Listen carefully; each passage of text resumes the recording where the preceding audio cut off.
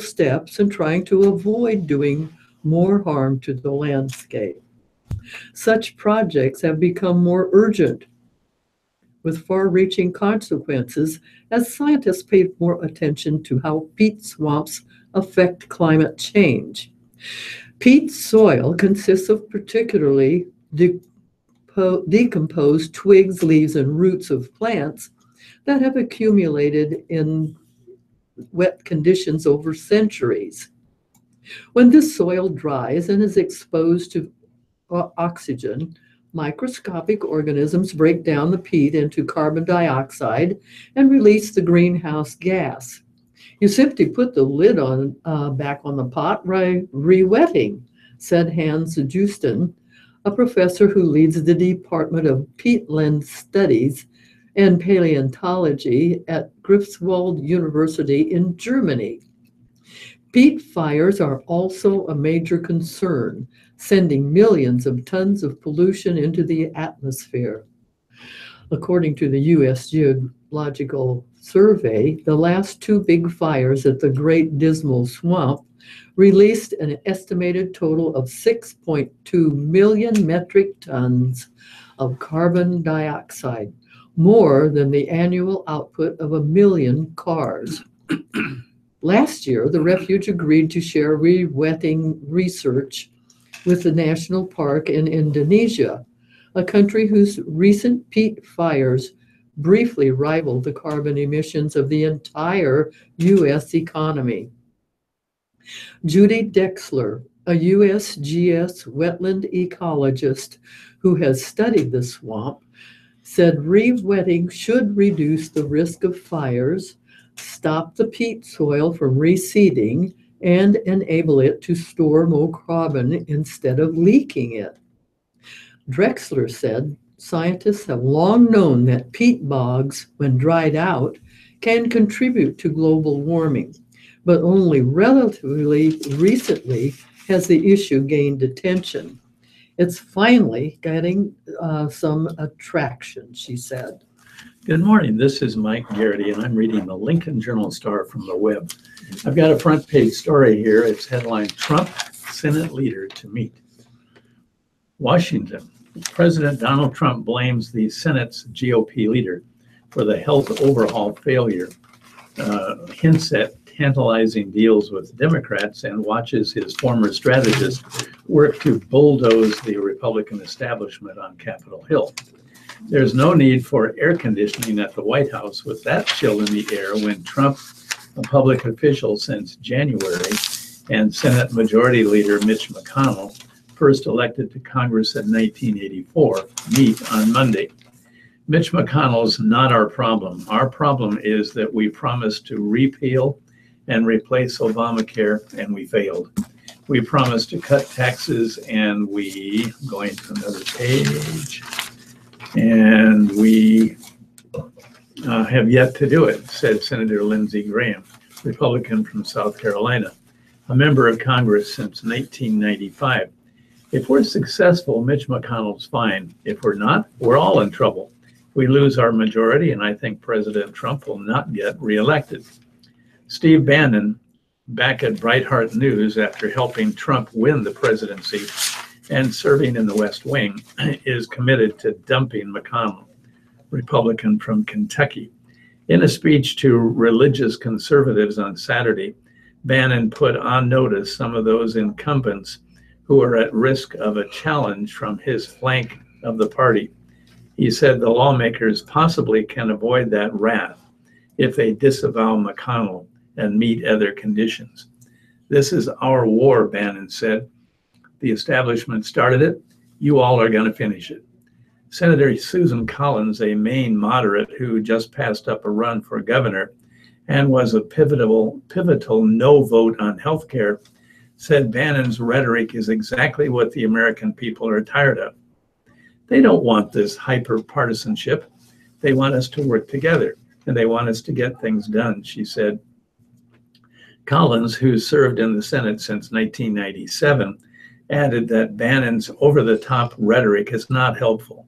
Mitch McConnell is the Senate Majority Leader. The president needs him. I'm glad they're working together on tax reform and a lot of other issues, and I'm glad they're meeting this week. McConnell responded to Trump's Twitter barrage after the failed healthcare effort by saying that the challenges of government should come as no surprise. A lot of people look at all that and find it frustrating, messy. Well, welcome to the democratic process. That's the way it is in our country, McConnell said at a GOP event in Kentucky this summer. Meanwhile, a McConnell-backed political committee spent millions to support Alabama Senator Luther Strange, and Trump endorsed him in a recent primary election. But Bannon-backed Roy Moore prevailed. Moore, a former judge, has defied federal court orders, described Islam as a false religion, and called homosexuality evil. From Santa Rosa, California, with the winds dying down, fire officials said Sunday they have turned a corner against the wildfires that have devastated California wine country and other parts of the state over the past week. And thousands of people got the all clear to return home. Though the danger from the deadliest, most destructive cluster of blazes in California history was far from over, the smoky skies started to clear in some places. A week ago, this started as a nightmare, and the day we dreamed of has arrived, Napa County Board member Bella Ramos said. People were being allowed to go back home in areas no longer in harm's way, and the number of those under evacuation orders was down to 75,000 from nearly 100,000 the day before. Fire crews were able to gain ground because the winds that had fanned the flames did not kick up overnight as much as feared. Conditions have drastically changed from just 24 hours ago, and that is definitely a very good sign, said Daniel Berlant, spokesman for California Department of Forestry and Fire Protection, who noted that some of the fires were 50% or more contained. It's probably a sign we've turned a corner on these fires. The blazes were blamed for at least 40 deaths and destroyed about 5,700 homes and other structures. The death toll could climb as searches dig through the ruins for people listed as missing. Hundreds were unaccounted for, though authorities say many of them are probably safe but haven't let anyone know. The hard-hit Sonoma County Sheriff Rob Giordano said authorities have located 1,560 of the more than 1,700 once listed as missing. Many of those names were put on the list after people called from out of state to say they couldn't reach a friend or relative. Sonoma County officials said they will not let people return home until it is safe and utilities are restored. Crews have been working around the clock to protect water and power, in some cases putting up new poles next to smoldering trees, the sheriff said. Okay, I've got another Trump story, but on a different topic. President urged to back effort to restore health subsidy. Also from Washington, a key moderate Republican urged President Donald Trump on Sunday to back a bipartisan Senate effort to shield consumers from rising premiums after his abrupt decision to halt federal payments to insurers. Senator Susan Collins called the move disruptive and an immediate threat to access to health care. What the president is doing is affecting people's access and the cost of health care right now, said Senator Susan Collins of Maine, who has cast pivotal votes on health care in the narrowly divided Senate. This is not a bailout of the insurers. What this money is used for is to help low-income people afford their deductibles and their copays. That's her quote. Congress needs to step in, and I hope that the president will take a look at what we're doing, she added.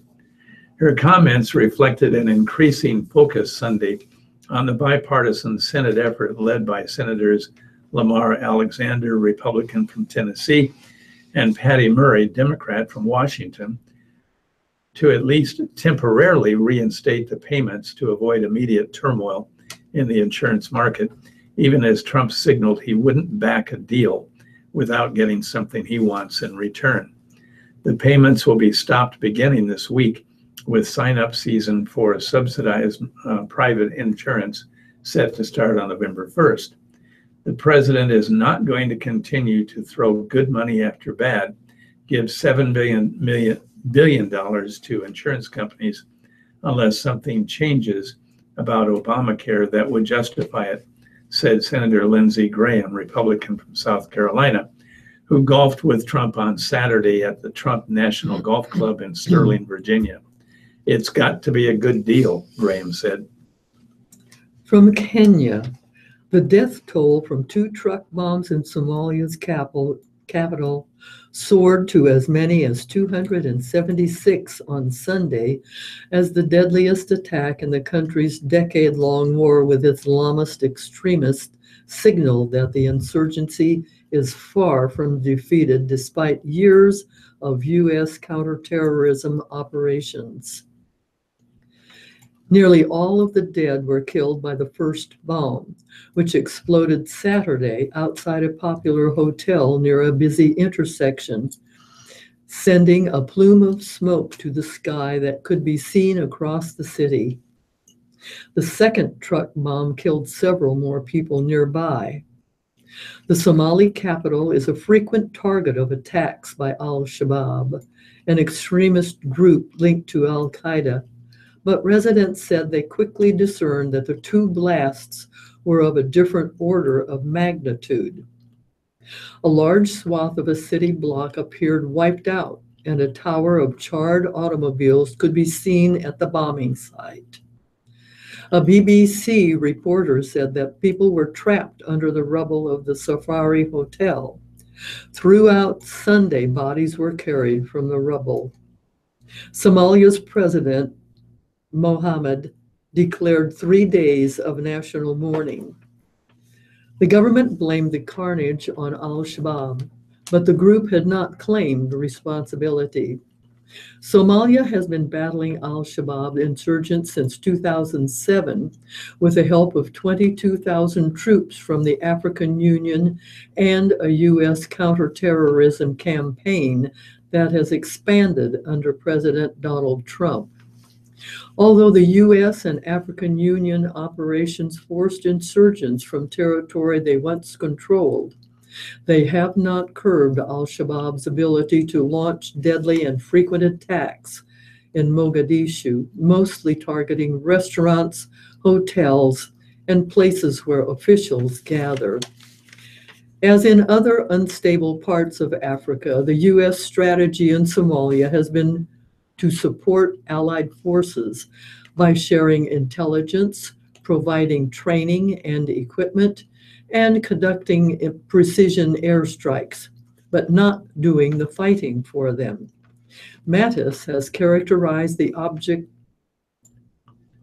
objective in Somalia as buying time for the Somali government to assemble its own security forces. Still, the mission there remains dangerous. In May, a Navy SEAL was killed, the first U.S. combat death in Somalia since the early 1990s, and 2 other U.S. commandos were wounded during a battle with militants west of Mogadishu. Change is apparent in Vegas tourism. Las Vegas's tourism sector is bracing for changes in the aftermath of the massacre that killed 58 people at an outdoor music festival. Analysts who closely track the finances of the city's casino companies say Las Vegas will see a short-term dip in visitors in response to the shooting. Casinos and police may have to impose new security measures after gunman Stephen Paddock brought more than 20 rifles into his hotel room and drove a car filled with explosives into the parking lot. In the days after the shooting, visitors found marked police SUVs parked outside their hotels along the Strip. Security employees of the Wynn Las Vegas and Encore Casino Resorts used handheld metal detectors to check bags. Guards asked some visitors to pop their trunks, but these measures have since been scaled back. A tour of several major resorts found no apparent new security measures other than guards checking room keys at Mandalay Bay. Mandalay Bay's parent company, MGM Resorts International, owns more than a dozen properties, including casinos, convention space, and arenas on the Las Vegas Strip. Spokeswoman Deborah Deschamps said in a statement the company has elevated its level of security, but she declined to provide details. And we'll get to local news. Panhandling hasn't gone away, but people are staying off certain medians in Colorado Springs.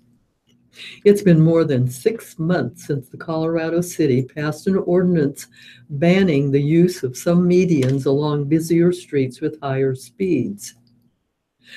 I do see a difference, said Lieutenant Howard Black, a spokesman for the Colorado Springs Police Department.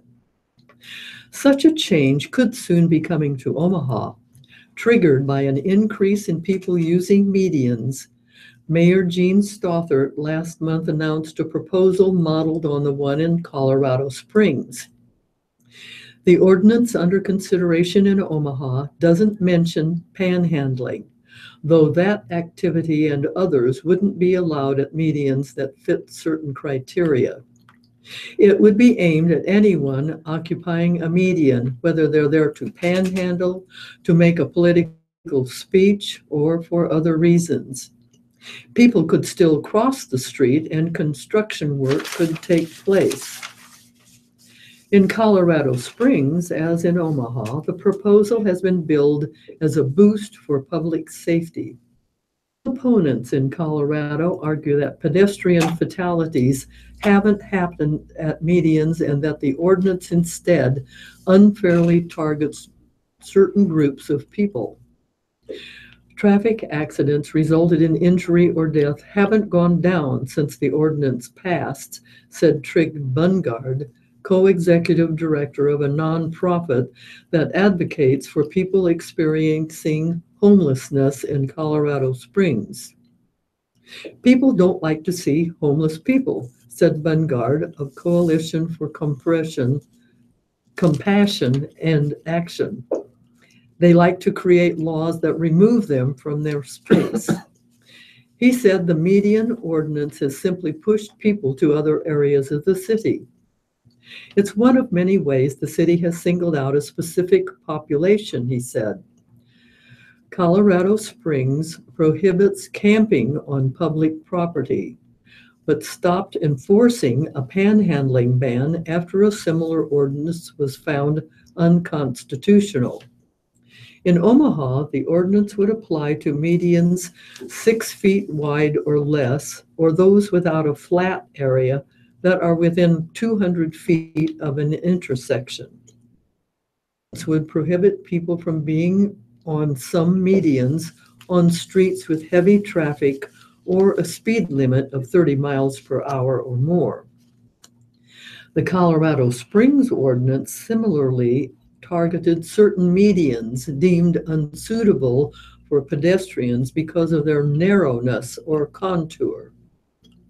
Black, the Colorado Springs police spokesman, said his department tries to work with people by giving verbal warnings. They will cite a person who continues to violate the ordinance after they've repeatedly been told to stop. Violators can face a fine of up to $500. The police department has written 18 tickets since the ordinance went into effect earlier this year, Black said. 2 people received 2 tickets. There are lots of medians that folks can still occupy, Black said. It was just those medians that posed the greatest risk for folks. Colorado Springs Mayor John Souther said he's generally pleased with the effect of the ordinance. The impact on overall panhandling activity is relatively small, he said, but it has made a difference in safety. Phoenix, Milwaukee, Oklahoma City, and other cities have passed similar measures targeting pedestrians and medians, though the specific rules vary by city.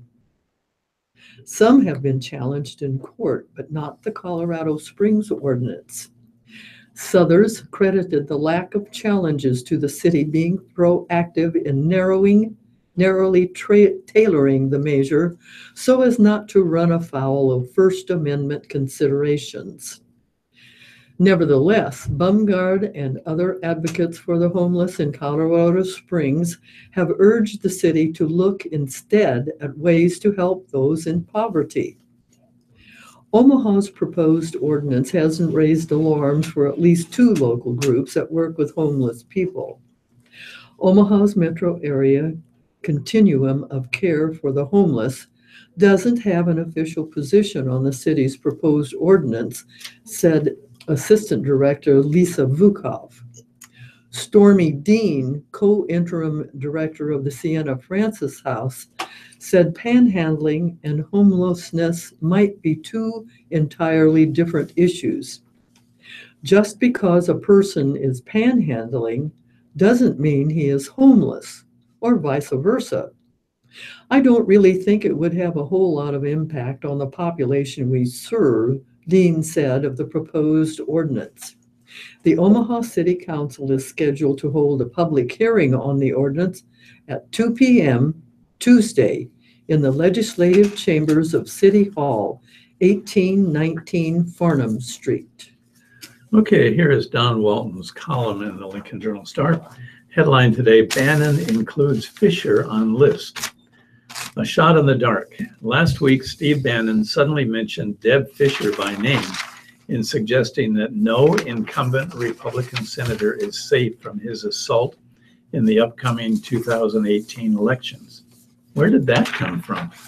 Best guess, Fisher is a member of Senate Majority Leader Mitch McConnell's leadership team, and association with McConnell is anathema in Bannon's world. An abomination, abhorrent, repugnant, odious, all of those synonyms. McConnell is the enemy and Fisher, a dependable conservative Republican voice and vote, is guilty by association. Fisher also believes in a role and purpose for government, and government is Bannon's enemy as he attempts to drain the Senate and essentially dismantle or weaken government. So we'll see where this goes. Yes, Bannon can find a candidate to challenge Fisher in the 2018 Senate primary election in Nebraska if he really wants to, but the odds of him finding a Republican challenger capable of truly contesting her nomination for a second term are through the roof. The only result so far is to energize her re-election campaign. Next, President Trump won Nebraska big last year. Huge, as he might say. Okay, huge, as Alec Baldwin might say. Let's revisit the numbers. Trump, 495,961. Clinton, 284,494. Blowout. Trump won 91 of 93 counties, all but Douglas in Omaha and Lancaster and Lincoln, and he barely lost Lancaster, winning the county vote outside of Lincoln. West of Lincoln, in the small towns and rural agricultural precincts, Trump trampled Hillary Clinton 11 months ago. During his first year as president, Trump has taken the U.S. out of the Trans-Pacific Partnership Trade Agreement, and he's now threatening to scuttle or damage the North American Free Trade Agreement. Both trade pacts are, or were, hugely important to Nebraska agriculture and the economy of the state, especially at a time of low farm commodity prices. Going to another page. If I find it here.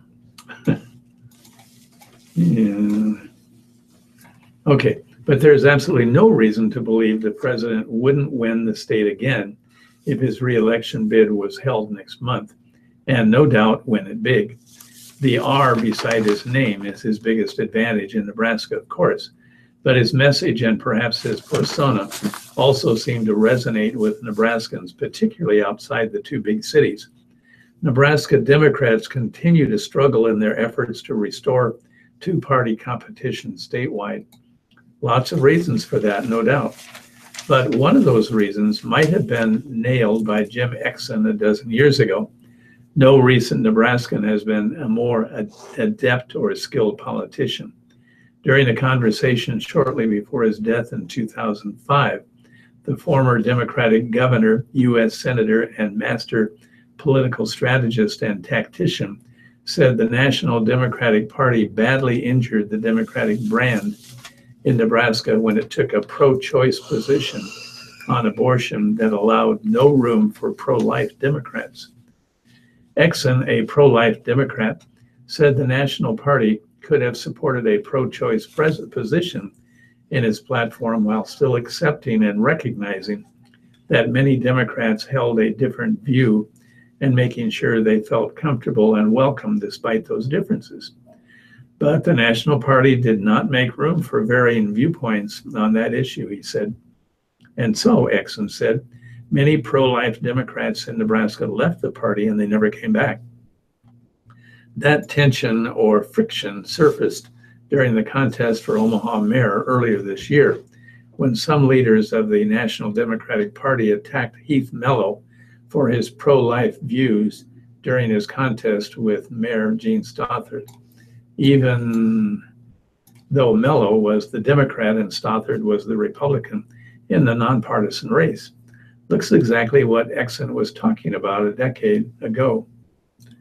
Finishing up, Jane Klebb, speaking in a Huffington Post profile story that chronicles her bold Nebraska efforts to block the Keystone XL pipeline and her new responsibilities as Democratic state chairwoman. It's my job to elect Democrats. That means pro-life Democrats, pro-choice Democrats, pro-pipeline Democrats, and anti-pipeline Democrats. Next, Mike Johans has joined the Daugherty Water for Food Global Institute's board of directors at the University of Nebraska. Representative Don Bacon is co-sponsoring a resolution to provide clear congressional authorization guidelines for the use of military force by the president. Bacon is a retired U.S. Air Force Brigadier General. Next, Twitter not only serves as the president's personal attack and venting mechanism, it also seems to be rapidly morphing into a less bloody successor to the duel. Yes, a community parade. Thank you, Journal Star editorial board, for suggesting that. Although I know some officials at City Hall are going to cringe at this, how about restoring the annual holiday parade that used to delight Lincoln's children at Christmas time? Next, look at those University of North Dakota Fighting Hawks, still unbeaten in hockey and prompting celebrations in my neighboring work pod. Not so celebratory in Lincoln after what seemed like the night the music died. Hey, it's mid-October and the Yankees are still here.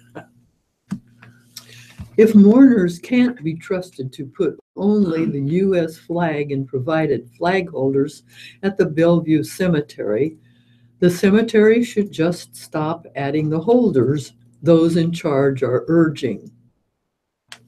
Thomas Milnarnik, director of the Sarpy County Veterans Services Office, said he's received a recommendation from the Bellevue Cemetery Committee that he stop providing holders that committee members insist should be used only to display U.S. flags at the graves of veterans.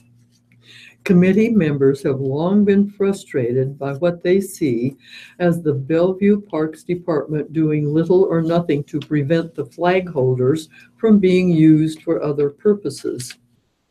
In a report dated October 2nd, committee members printed a photo of a helium balloon inserted where the American flag should be displayed.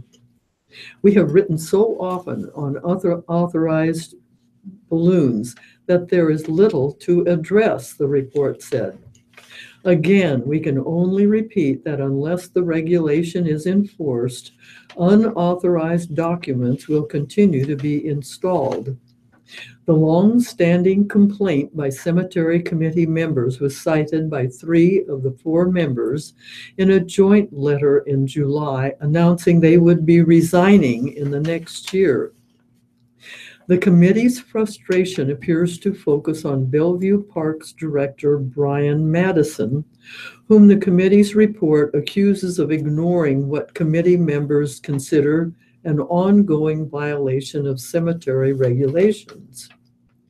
After a year's delay and despite several admonishments from various sources, Madison continues to defy of Sarpy County Veterans Services Office warning that policy prohibits installation of other than U.S. flags in veteran flag holders, the report said.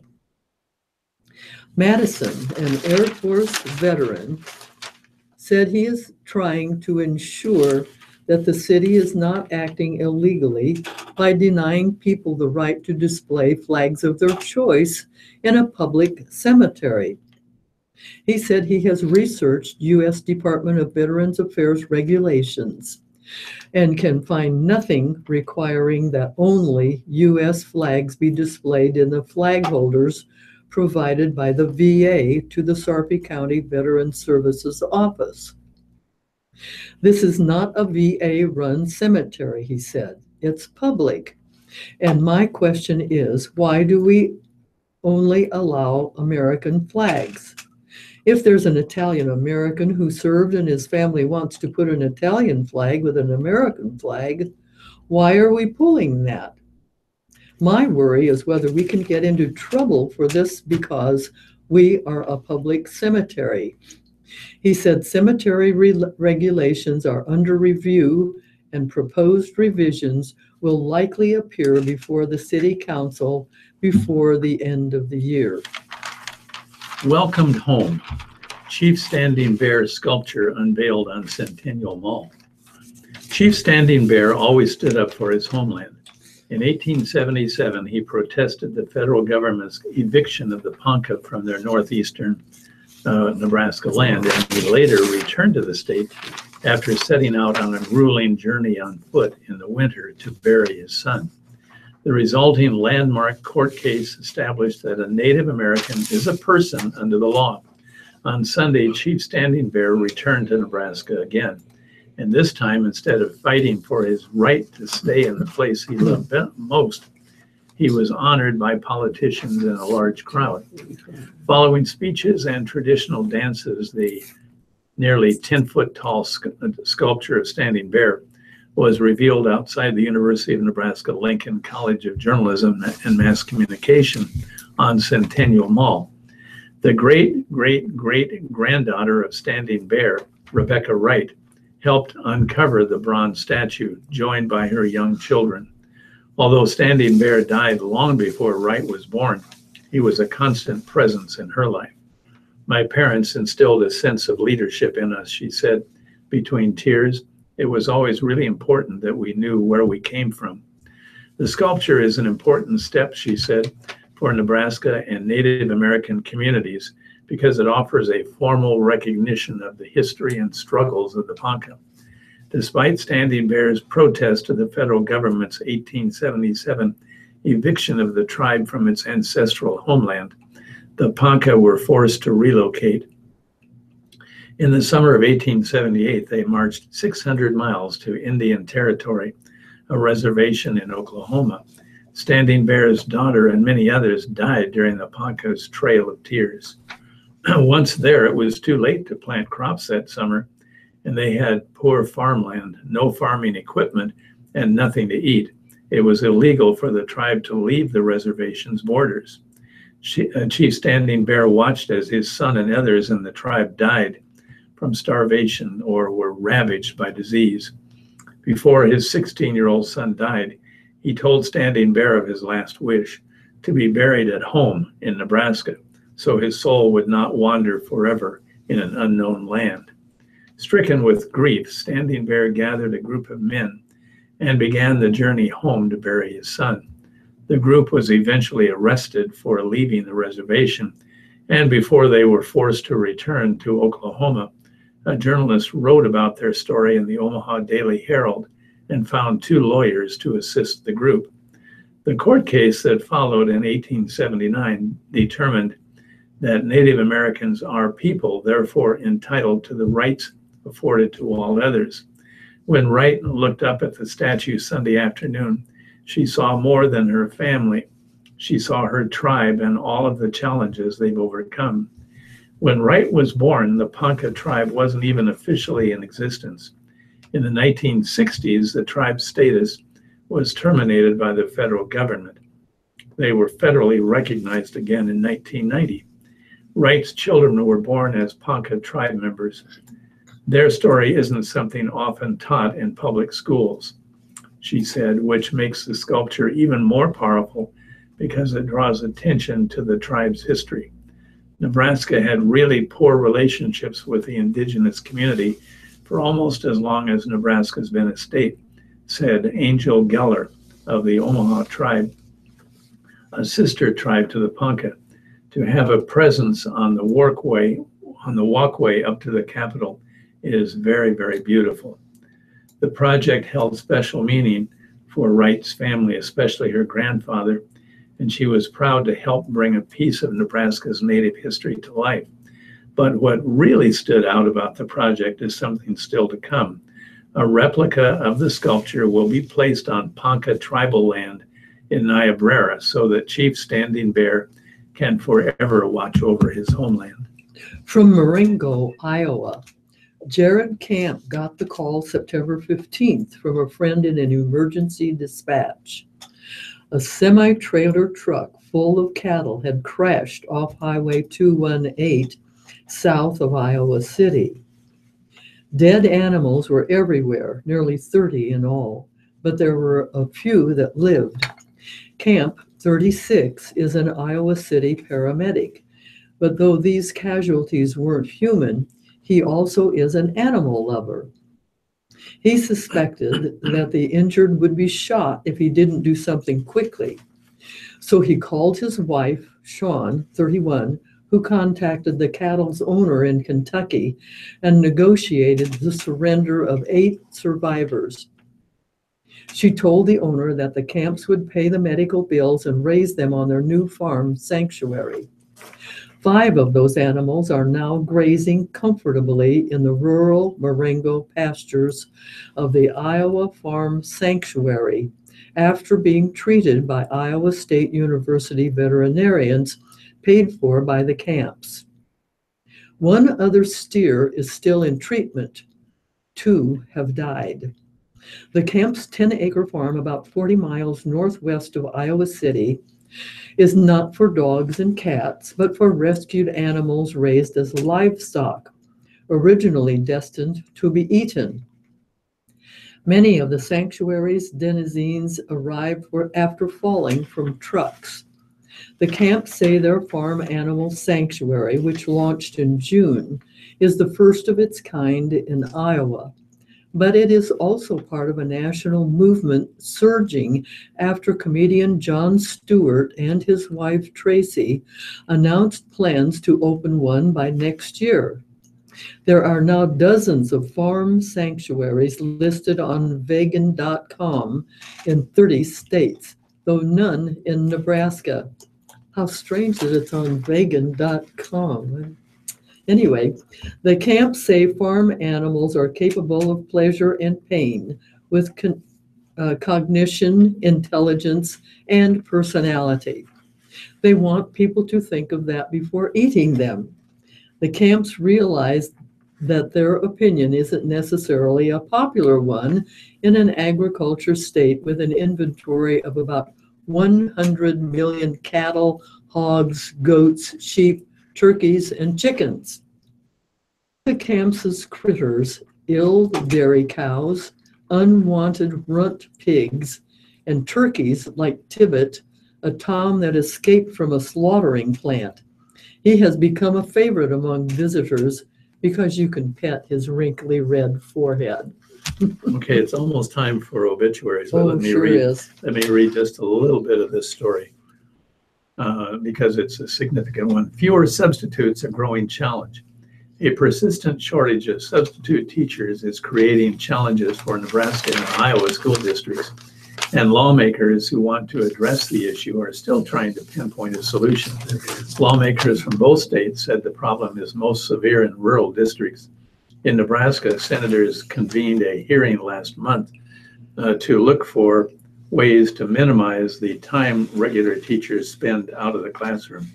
When you're in a small town, Nebraska, you won't have a big group of substitute teachers, said State Senator Mike Grain, chairman of the legislature's Education Committee. We need to widen the pool. Okay, I think it's about time. Okay, the first obituary in the Omaha World Herald, Bodnar, Mary Ann Bodnar, 61. Memorials to St. Pius, St. Leo School, and the 72nd Street Chapel of John A. Gentleman Mortuary in charge. Bojan, Bojan, Stanley J. Bojan, 88, a veteran. In lieu of flowers, memorials are requested to St. Stanislaus Church, the Korisko-Darpin-Staskowitz Funeral Home in charge. Carda, Alan Lee Carda, 57, survived by brothers Ronald, Jeffrey, sisters Sonia, Cheryl, Teresa, Patricia, and Denise, and no mortuary listed. Carnaby, Matthew A. Carnaby, 52. In lieu of flowers, memorials to the Nebraska Humane Society, the West Center Chapel of Hefe Hoffman Dvorak Cutler in charge. Deeds, Catherine M. Deeds, no age listed. A private family memorial service is pending. Dobish, Charles Edward Dobish, 90. A memorial service will be held on Saturday, October 28th at 11 a.m. at the Ainsley Community Center in Ainsley, Nebraska. No mortuary is listed. HIP, or Hippe, Hippe, Sarah Jane Hip, 90. Memorials may be given in memory of Sarah Jane Hip to the Northeast United Church of Christ in Lincoln, Nebraska. The Peterson Mortuary in Nebraska City in charge. Johnson, Stephen K. Johnny Johnson, 58. A complete notice will come later from the West Center Chapel of Hefe Hoffman Dvorak Cutler. Kruger, Mary J. Snowicki Kruger, 71. Memorials should go to the family. The Korisko-Larkin-Staskowitz Funeral Home in charge. Larson, Ruth Johanna Larson, 95. Memorials to Kuntz Memorial Lutheran Church. The West Center Chapel of Hefe Hoffman Dvorak Cutler in charge. Little, Ron Little, 74. The funeral service will be held at 10:30 a.m. at the Soldier Lutheran Church in Soldier, and the Fouts Funeral Home in Dunlap, Iowa, in charge. Meyer, Blondell Meyer, 90, of Oakland, Nebraska. The Mosier Memorial Chapel in charge in Fremont, Nebraska. Mitchell, Florence M. Mitchell, 89. The West Center Chapel of Hefe Hoffman Dvorak Cutler in charge.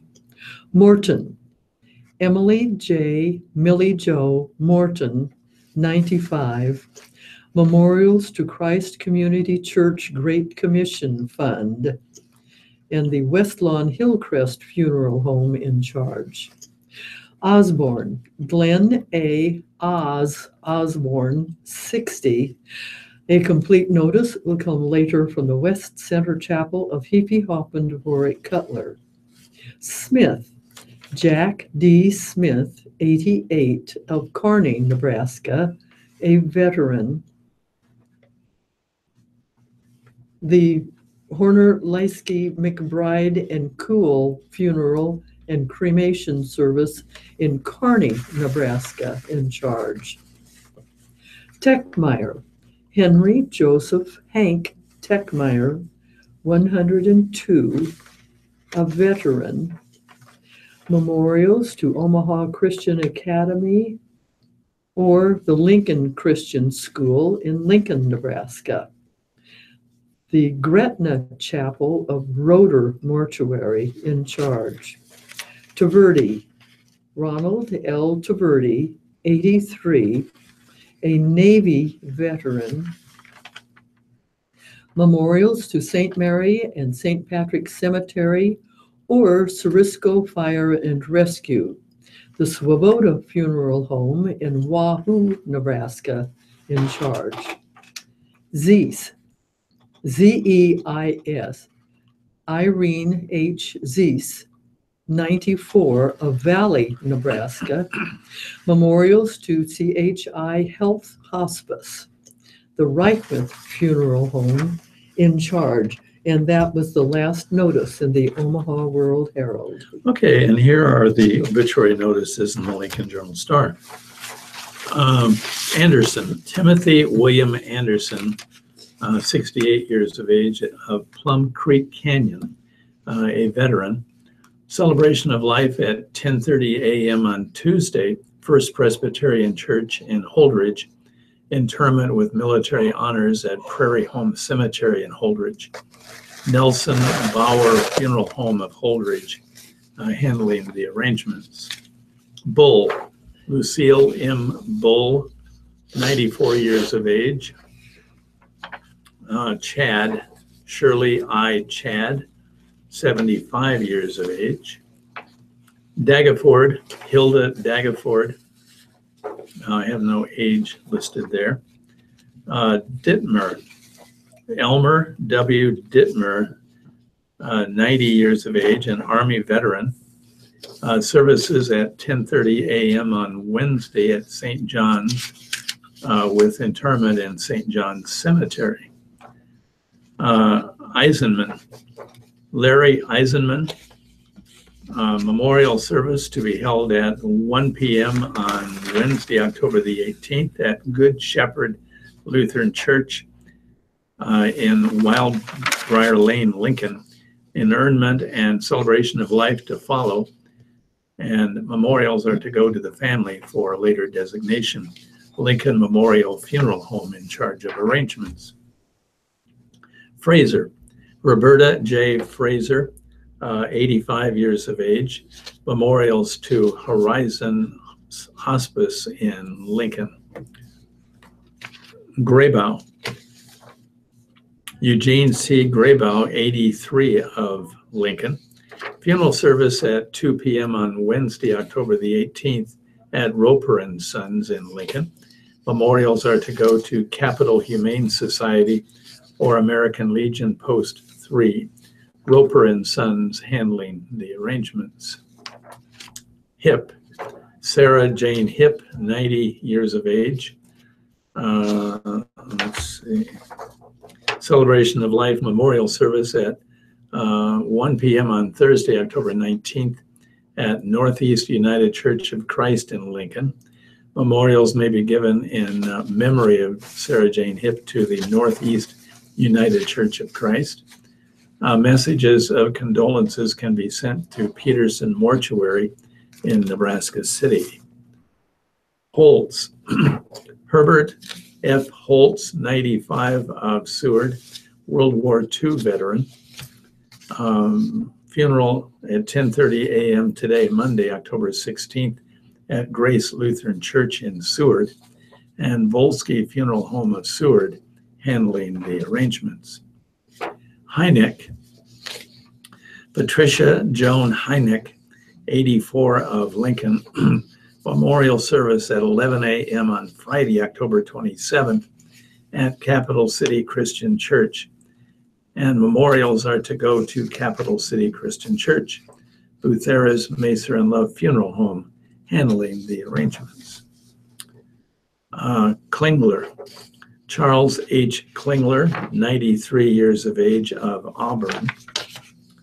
Konecki, Spencer Keith Konecki. After only 96 minutes on this earth, Spencer Keith Konecki passed away peacefully on October 12th, 2017. Funeral service will take place at 11 a.m. on Wednesday, October 18th at Roper and Sons Chapel. Spencer will be interred at Calvary Cemetery, Roper and Sons, handling the arrangements. Logan, Marilyn J. Logan, 89 years of age. Marks, Lauren Arthur Marks, 86, of Lincoln. Celebration of life service will be from 11 a.m. to 1 p.m. today, Monday, 10/16, Roper and Sons reception facility. And memorials are to go to VFW or Martha House and Roper and Sons Funeral Home, handling those arrangements. Porter, John Clark Porter, 88 years of age. Celebration of John's life will be held at 10:30 a.m. on Saturday, October 21st at St. Andrew's Lutheran Church on Lancaster Lane in Lincoln. In addition, a visitation with family and friends will be held at 7 p.m. on Friday, October the 20th, also at St. Andrews. And memorials are to go to Tabitha Meals on Wheels or to St. Andrew's Lutheran Church. Ray, or Rahe, it's R-A-H-E, Lowell C. Rahe, of Beatrice, National Guard veteran. Funeral services will be held at 10 a.m. on Thursday, October the 19th at St. Paul's Lutheran Church in Beatrice. A memorial has been established to St. Paul's Lutheran Church of Beatrice. And Fox Funeral Home, handling the arrangements. Richards, Sheila R. Richards, 75, of Georgetown, Texas, formerly of Geneva.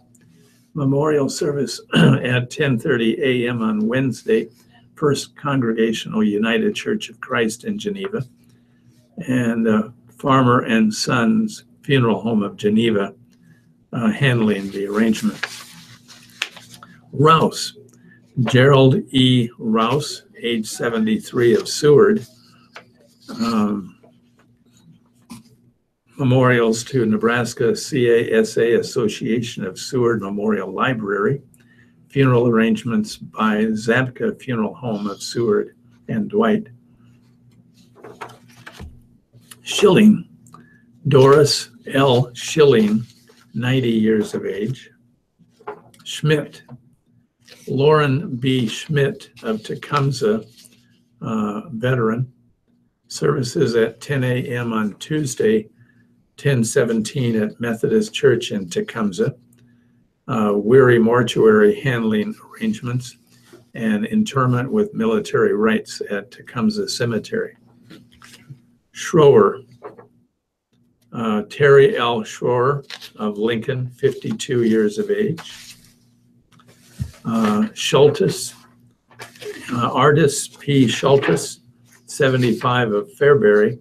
Services will be at 11 a.m. on Wednesday, October the 18th at Grace Lutheran Church in Fairbury, and Gertis Meyer Funeral Home of Fairbury, handling the arrangements. Schultz, Olinda Schultz, 91 years of age, of Seward. Let's see. Memorials may be directed to Our Redeemer Lutheran Church, and funeral arrangements by Zabka Funeral Home. And funeral service will be at 10 a.m. today, Monday, October 16th, at Our Redeemer Lutheran Church in rural Staplehurst. Engel, Catherine Sellers Angle, 92 years of age, of Lincoln. Services pending at a later date. Sexton, Edward E. Eddie Sexton Jr., 91 years of age, of Lincoln. Funeral service at 2 p.m. on Monday, October the 16th, Roper and Sons Funeral Home. And memorials are to go to First Presbyterian Church in Lincoln, and Roper and Sons handling the arrangements. Simonson, Marlene Sue Simonson, 68. Marlene requested no services, cremation. Spear, Shirley M. Spear, 72, of Lincoln. Funeral services will be held at 10 a.m. on Wednesday, October 18th at Redeemer Lutheran Church in Lincoln. Memorials to Lymphoma Leukemia Society or Redeemer Lutheran Church. Wyuka Funeral Home handling arrangements. Sislo, Stephen R. Sislo, 69, of Douglas. Memorial at 2 p.m. on Friday, October 20th at Colonial Chapel Funeral Home. Lincoln Funeral Home handling the arrangements. Tervere, Alan R. Tervere, 83, of Lincoln.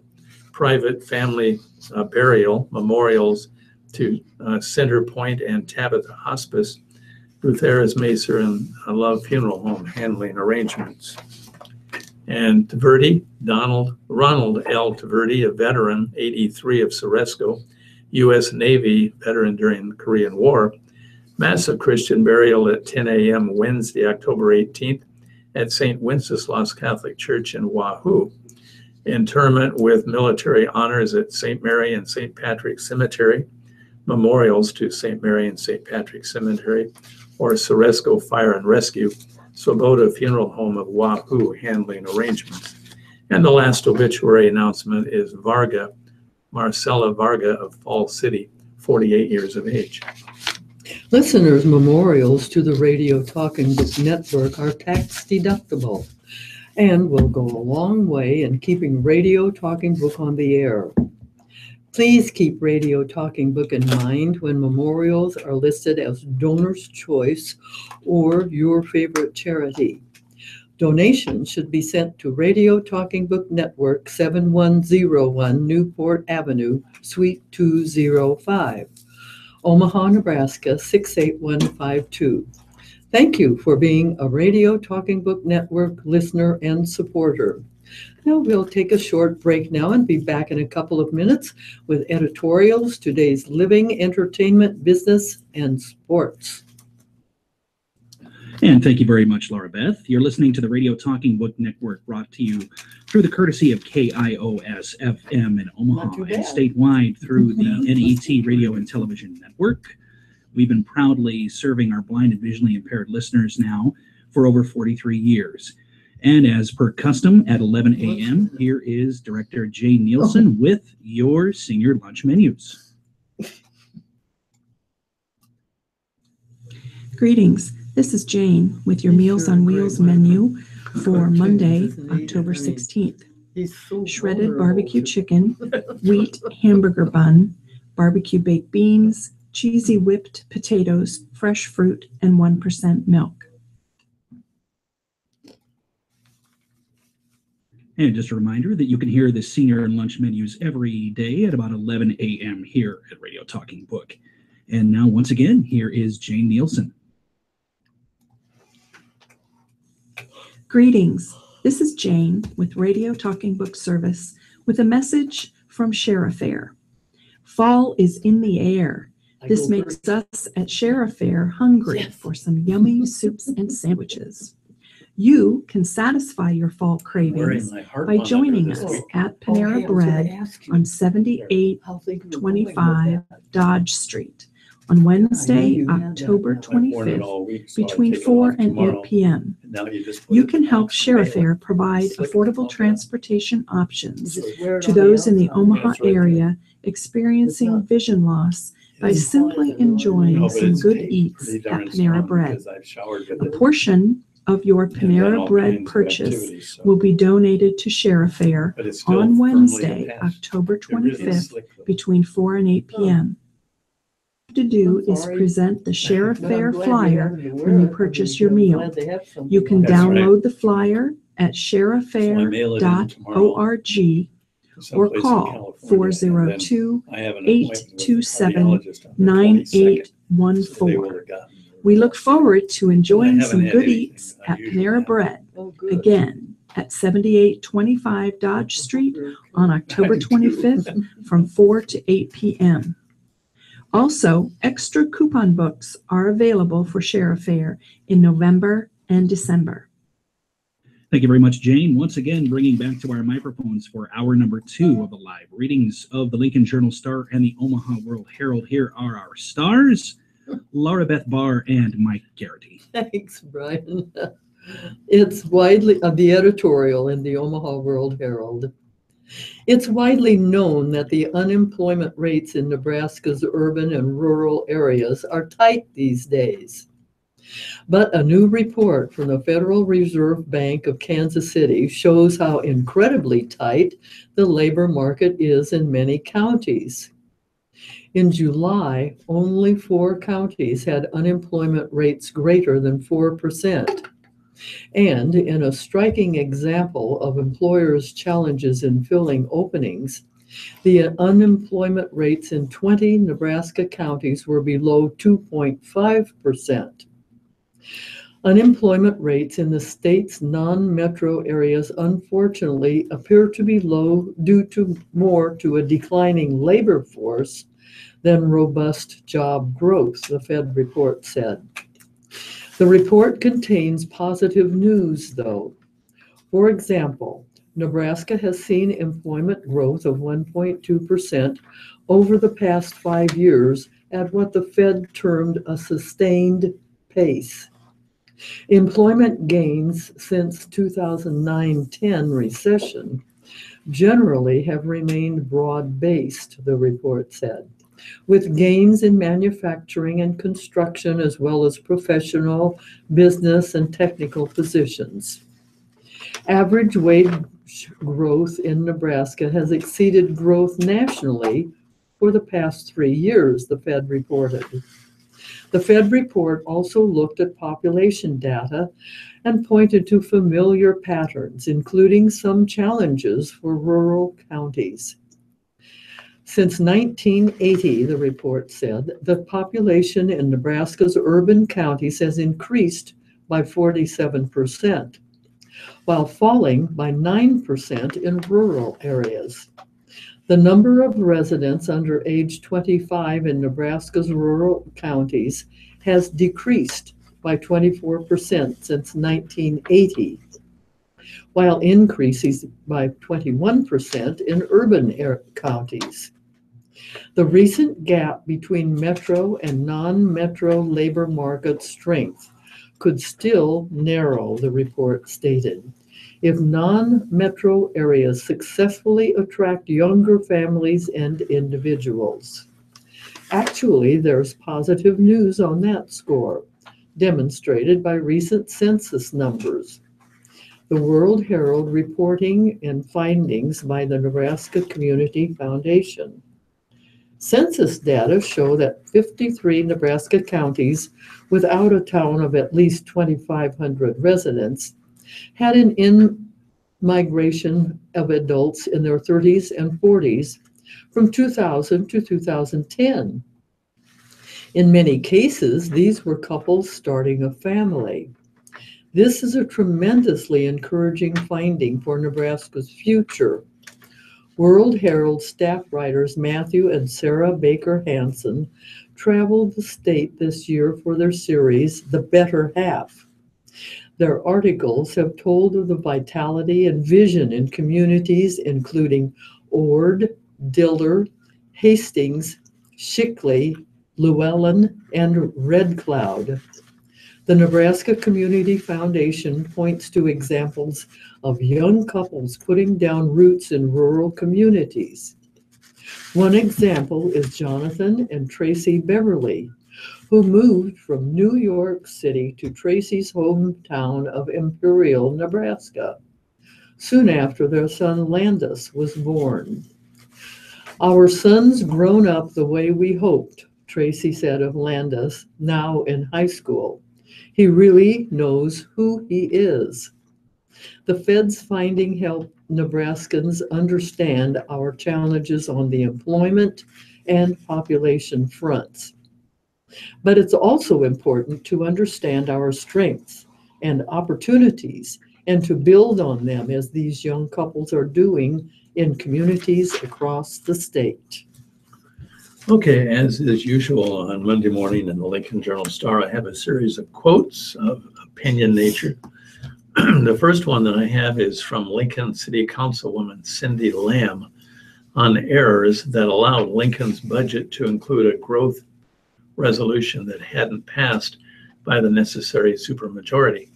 In her quote, she says, "Because of this error and because of the city's rapid budget growth, Lincoln taxpayers have not been afforded the full protection of state law and are now backed into a corner."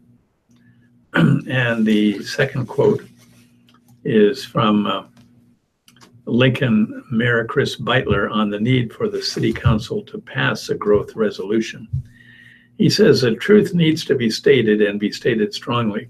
The truth is this: refusal to approve a higher budget growth is killing growth in Lincoln. Councilwoman Lamb is out to kill growth. This isn't an issue of raising taxes. This will not lead to a tax increase." Next quote is from Gordon Senator Tom Brewer on his support of a wind farm moratorium in the Sandhills. He says there are places they can go build them that aren't going to be on a fragile, unstable surface where once you destroy it, you can't fix it. Next quote is from Southeast Community College President Paul Illich on the Board of Governors standing behind a levy increase. He says the needs haven't changed. We've got to increase our capacity to meet our need. When the board made that decision, they were basing it on what our needs were to meet that goal. Next is from Lancaster County Board of Supervisors Chairman Todd Whitkin on County Treasurer Andy Stebbing, who's been charged with 5 felonies. The fact that he has not resigned is disrespectful to the county taxpayers or employees, and the fact he has talked about running for re-election is insulting. And next is a quote from Stebbing responding via Facebook to Wilkins' comments. "It appears to me you are simply obtaining information, forming an opinion, and coming to a conclusion from biased media reports." Next is a quote from Gretna Senator John Morant on the need for a voter ID law after communicating with President Trump's Election Integrity Commission. He says the people of Nebraska absolutely support and demand voter identification. Properly crafted voter ID laws do not suppress voter turnout. This can be done without turning a single voter away.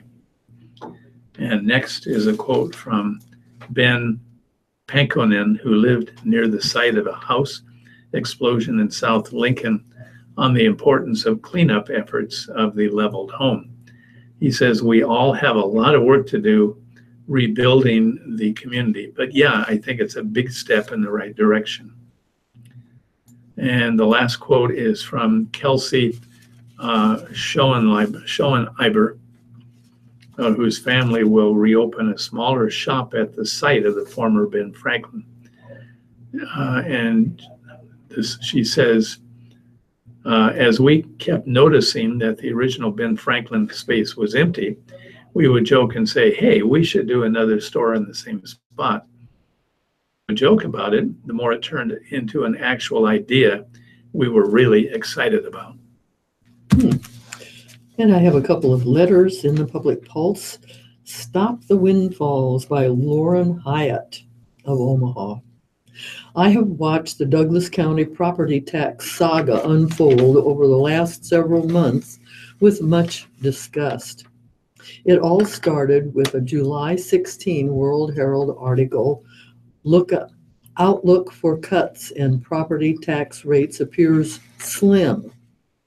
Douglas County Assessor Diane Battiato had taken heat from some county board members earlier in the year for doing her job and setting evaluations based on state law.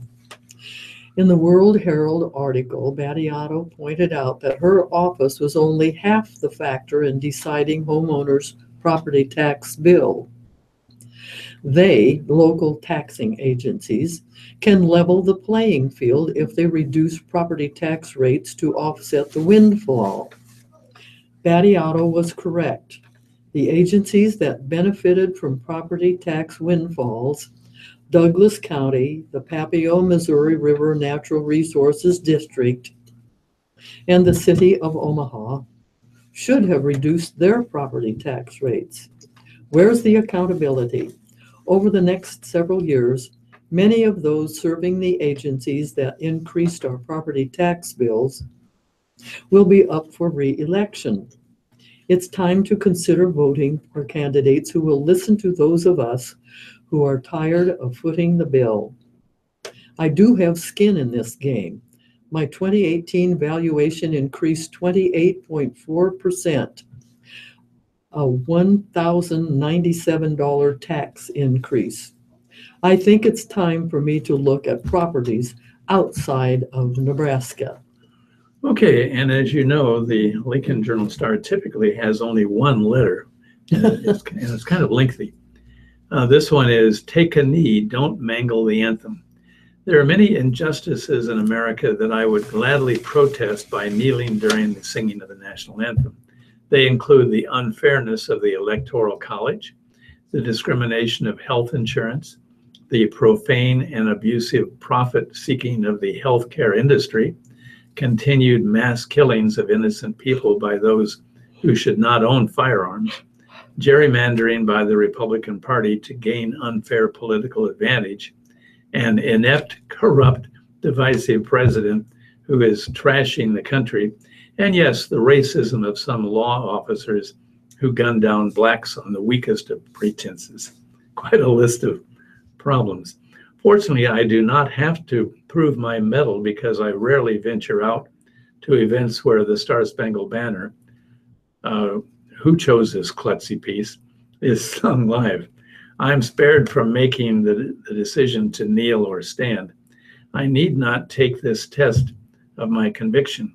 Instead, I find it convenient to block out this part, the anthem, of a sportscast or whatever I might be watching on television by simply pressing the mute button. For you see, I tend to agree with a friend I have never met from Lincoln, Jim Hedgeduck, I think it is, who wrote in the Journal-Star, I am more offended by pseudo-singers who inflict their tasteless and self-aggrandizing interpretations of the Star-Spangled Banner on a captive audience than I am by respectful kneeling, usually associated with supplication and or respect, or the silent locking of arms. Anthem changes worse than protests, from an October 10th story. Well said, Professor Hedgeduck. Incidentally, Jim is the former director of the University Singers, an elite choral ensemble representing the University of Nebraska-Lincoln. There just might be a slight chance that he is qualified to make that statement. That was written by Ron Holscher from Ogallala. And I have a short letter and one kind of regular. One written by Wanda Cantrell of Kearney, Nebraska. With interest, I read the October 12th Public Pulse letter, Commit to Global Education. The letter had the usual liberal slant until I read the 5th paragraph. The argument was then made, if we educate women, they are less likely to reproduce and ruin the environment with kids. The argument could be construed as misogynistic. How sad that some people see the children in the global world as a detriment to our world. And one from Bill Gogan of Omaha. Most of the bees are gone now, but there are still a few around due to the warm October temperatures. I found one the other day about 3 a.m. It looked like it was frozen to a flower.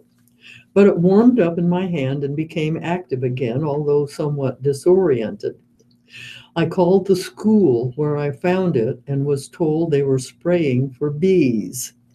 I have to assume they were using a toxic chemical. It disorients bees so they can't find their way back to the hive. This is known as a colony breakdown. Then the bee dies from chemical exposure. That is no way to treat these little creatures. They pollinate flowers and give us honey. They are a valuable part of God's creation. I ask those who are using toxic chemicals to stop and use natural methods such as vinegar sprays, citrus, garlic, and oil of eucalyptus. Be nice to the bees and they will be nice to you. Not always. Okay, let's move on now to today's Living and Entertainment. And I like to read the Ask the Doctors column. Today he's talking about thyroid patients. He is Dr. Robert Ashley.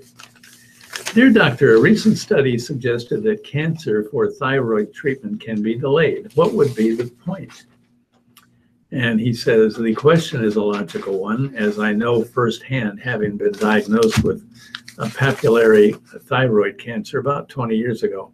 At that time, the only thought that my family and I had was, how quickly can we get this cancer out? I've had no reoccurrence and have not regretted my decision. But now cancer patients have the advantage of data. The thyroid cancer rates have increased over the last 40 years. In 1975, the rate of papillary thyroid cancer, the most common form of thyroid cancer, was 4.8 per 100,000 people in the United States. In 2012, the rate was 14.9 per 100,000 people. While the increase in diagnosis is partly due to exposure to radiation from cancer therapy, X-rays, and nuclear waste, it's mostly due to detection. Thyroid cancers are simply found more often today, often incidentally when imaging of the neck or chest, done for other reasons, shows a mass in the thyroid. Such cancers are not uncommon in U.S. and other countries' autopsy studies of people who have died for other reasons. Researchers have found that 5.7% to 13% of people have small papillary thyroid cancers. That suggests that people with these cancers may never develop negative effects from them. That brings us to the 2017 study that followed 291 patients with papillary thyroid cancers of less than 1.5 centimeters. Instead of having surgery on their thyroid, they received ultrasounds every 6 months for 2 years and then yearly afterward.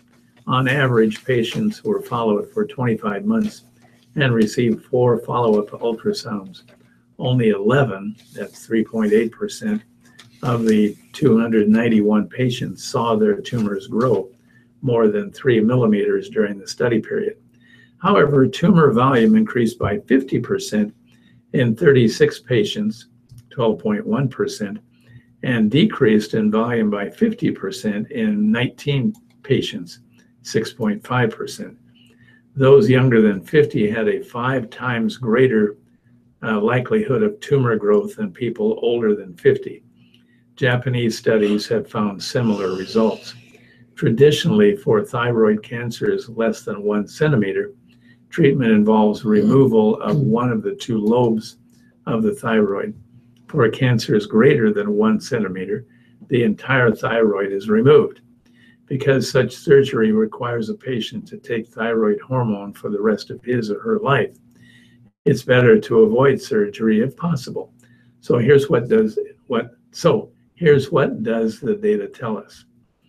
In essence, older patients with small papillary thyroid cancers can postpone a decision on surgery and rely on twice-a-year ultrasounds of the thyroid, at least for a while.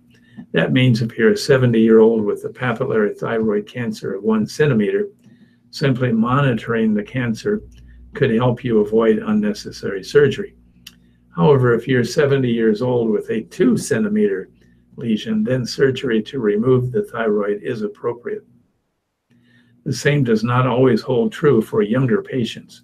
If you're a 35-year-old with a 1.2 centimeter papillary thyroid cancer, postponing surgery can be risky due to the higher likelihood that the cancer will increase in size.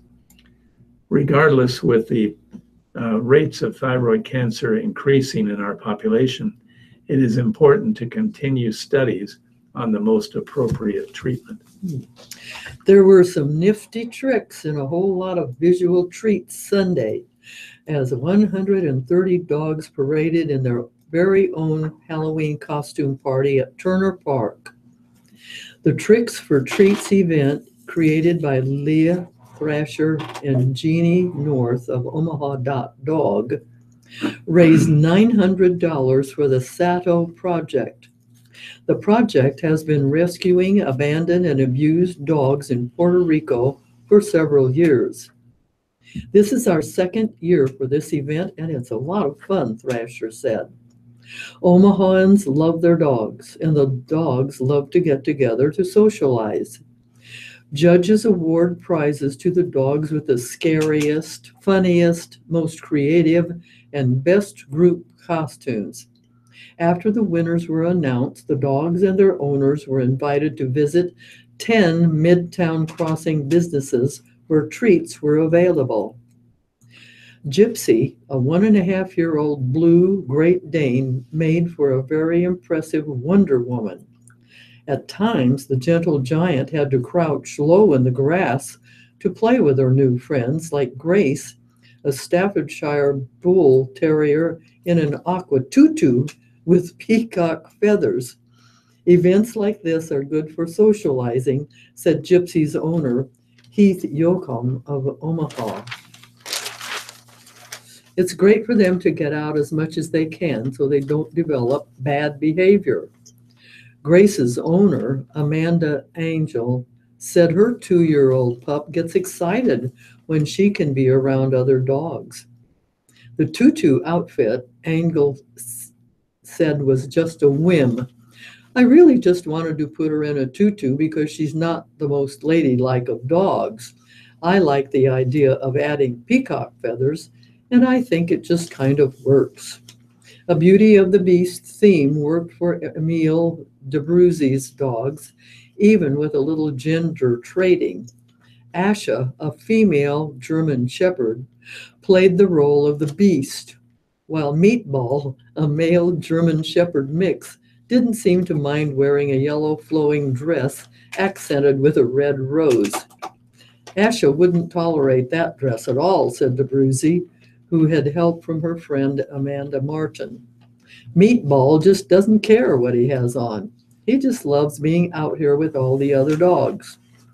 Some of the smaller dogs, such as 7-year-old miniature poodle named Elsie, stuck close to their owners who didn't socialize so much.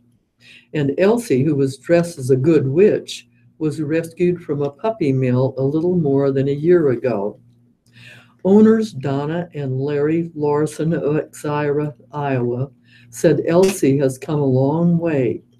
She's undergone surgeries for a knee problem and a hernia. She was terrified of everything when we first got her, Donna Larson said. She'd spent 6 years in a cage. Elsie has made a lot of headway in the past year. An 8-year-old hairless Chihuahua named Zeus Zoo preferred a comfortable perch in his owner's arms to rolling around in the grass. Zeus Zoo's owner, April Martinez, dressed him as the chunky doll of horror movie fame, complete with fake stitches on his head and cheek. My daughter dresses him up every year, Anna Martinez said. Don't you think he looks great? Something in Zeus Zoo's narrowing eyes said onlookers better agree, or else. Okay, here's Amy Dickinson's Ask Amy column. Dear Amy, my brother-in-law and I don't have a particularly good relationship, And one of the sticking points is gun ownership. He believes in the right to carry openly, and I think guns should be carried only by police. Every time I ask him not to bring guns near our family, we have 3 young children, he gets unbelievably offended. Is there a polite way to ask him to please leave his guns at home? Among other things, this issue is causing our wives, the sisters, to be unable to spend time together. Signed, Concerned Dad. Dear Dad, your first job is to try to protect your children regardless of who might be offended by your effort. It is a sad and very grim fact that the most likely victims of accidental shootings are children. Children between the ages of 3 and 5 are particularly vulnerable. According to an investigation by the AP and USA Today network in 2016, which analyzed 1,000 children killed or injured through accidental shootings, every other day a young child in America is killed with a gun. Several years ago, I profiled a dozen young gunshot fatalities ranging in age from a few months old to 5 years old, interviewing their parents and siblings. Here is the first line from that story. One thing you notice as the stories unfold is how the youngest victims of accidental shootings tend to be shot in the head. How natural it is when you are a child and playing with a loaded gun to point it at your friend's face and go boom. All parents should always check to see if another family has unsecured guns in the home before allowing children to visit. Educate your children explicitly about gun danger and gun safety. I grew up with guns and hunting and still live in a local culture where some kids and parents play hooky for the first day of hunting season. But, excuse me, but all responsible gun owners use gun safes. Excuse me. And that is where they keep their deadly weapons, not slung on their hips. If your brother-in-law refuses to relinquish his weapon unless he controls his wife's movements, there is no reason why these 2 unarmed women can't get together. Next, dear Amy, my husband and I have been married for 9 years. He has a 20-year-old son from his first marriage, and we have a daughter together. My husband has remained close with his ex-wife's family. We have had a good relationship with his ex. She and her 4 siblings continue to invite us to most family get-togethers, and we've spent holidays together. I attend their events with my husband and daughter and endure it for my stepson and husband's sake, even though I am quite uncomfortable. Now my husband's ex-wife's niece is getting married. Of course, we will attend the wedding.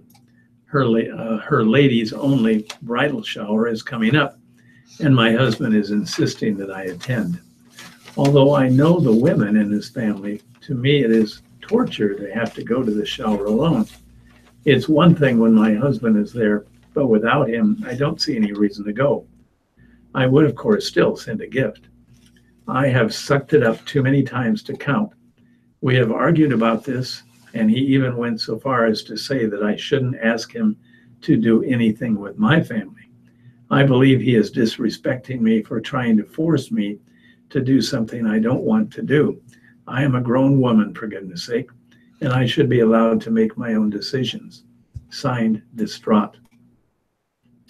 Dear Distraught, your husband does not get to tell you to suck it up for a wedding shower. People have to suck it up for Thanksgiving dinner or funerals, but a wedding shower can be a dreadful event, even if you don't feel awkward and out of place. If your husband wants a family representative at this shower, maybe you could loan him a nice pair of POTUS pumps and he can go in your place. Finally, dear Amy, regarding the letter from What May I Say, who wanted to know whether it was okay to tell her close friends that the reason for her divorce was her husband's cheating, my advice would have been for her to say, I wasn't the perfect wife myself, but he made some conscious, unfortunate choices that the marriage just could not overcome. Signed, Been There. Dear Been There, great response. From Barcelona, Spain, visitors in Europe search of old old world charm might be just as likely to stumble upon a bowl of Lucky Charms cereal. Cafes serving American breakfast food have exploded in popularity in Europe as young entrepreneurs tap into both nostalgia and the novelty, and customers pay between $3 and $9 a bowl.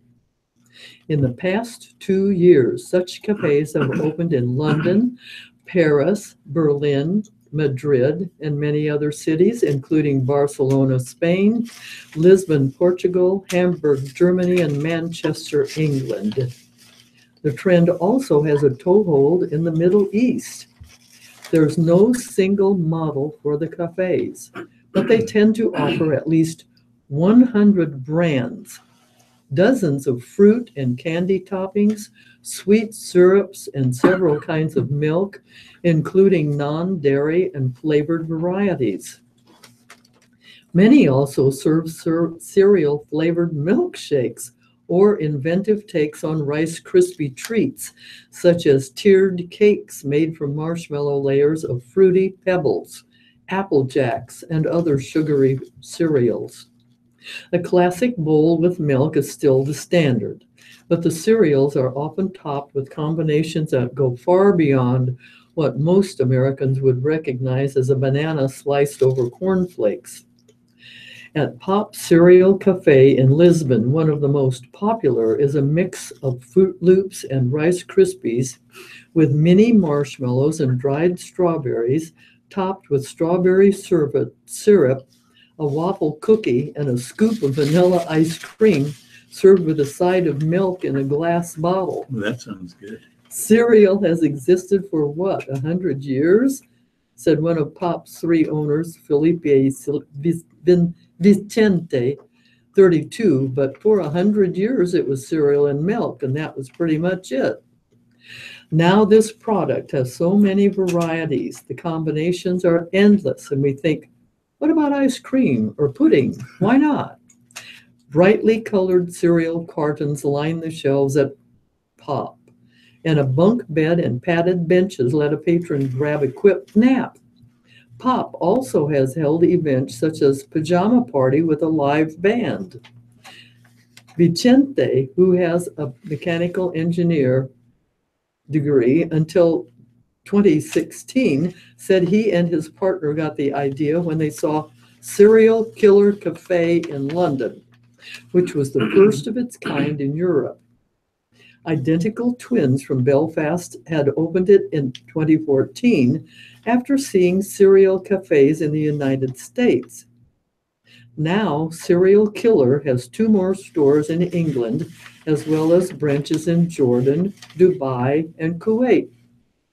Cafes that had opened in Chicago, Florida, and Texas have since mostly closed, but 2 flashy entries opened recently in New York, a Kellogg's branded flagship near Times Square, and one inside a designer sneaker hotel in Brooklyn. Despite making inroads elsewhere, nowhere has the trend caught on quite as it has in Europe, whose grocery stores never stock the hundreds of varieties that fill entire aisles of American supermarkets. At El Flaco in Barcelona, University of Barcelona student Maria Roca, 19, was back for a second time with a friend, Nuria Amour, 19. Roca had a combo of Cookie Crisp, Cocoa Krispies, Kinder Cookies, M&Ms, bananas, and chocolate milk, and Amour had Cinnamon Toast Crunch and Apple Jacks with honey, apples, and wheat milk. Who would they be back? Yes, for sure, Amour said. I want to see if I can get that started at home. Sugar heaven. Okay, here is the column on the workplace, and a different writer this time. We've had, I think, 3 different columnists. This is by Lynn Boselevic, and it's headline, Quality Tops Quantity in Contact. Before online social networks came along, finding a job was oftentimes a matter of who you knew. The digital age hasn't debunked that conventional wisdom, but it has deluded some into believing that having hundreds of connections on LinkedIn or other professional social networks will make their next job search quicker and more successful. If you think that's the case, Rahul Telang, who teaches information systems and management at Carnegie Mellon University, has some news. It's the quality of your connections, not the quantity, that counts. It's okay to have a large network, Telang said, but realize that it's only a certain part of your network, people who you know well. Those are the people who are going to be very helpful. Telang and Rajiv Garg of the University of Texas analyzed how unemployed people used their social networks in their searches for jobs and how effective those strategies were.